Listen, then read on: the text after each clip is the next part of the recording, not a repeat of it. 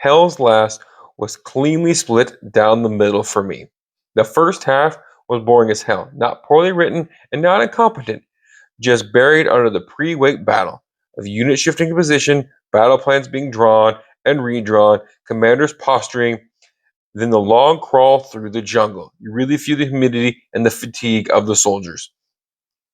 The slow grind of it all, that's probably the point, but still, knowing that doesn't make it any more exciting. Then the middle of the book hits, and this is where everything detonates.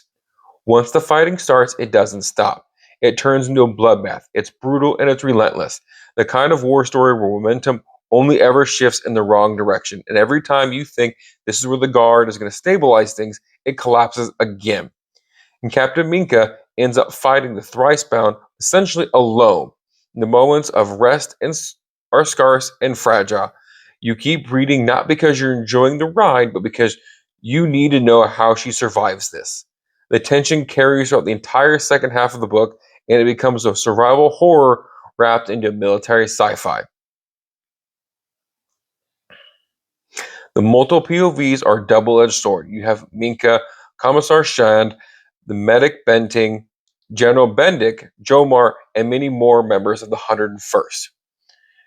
And on one hand, it widens the battlefield as you get to see war from command to the front lines to even the wounded, and all the other places that contribute to it.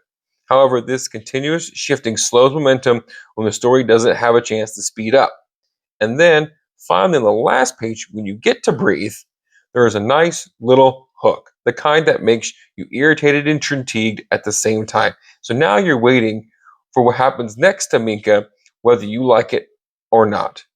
And if the first half carried even half the intensity of the second, I could rate this book higher. But as it sits with the overall experience, I can only give it a 3.5 out of 5. It's worth the carnage, especially if you're a Minka Lesk fan. Just be ready for much more than just a fight.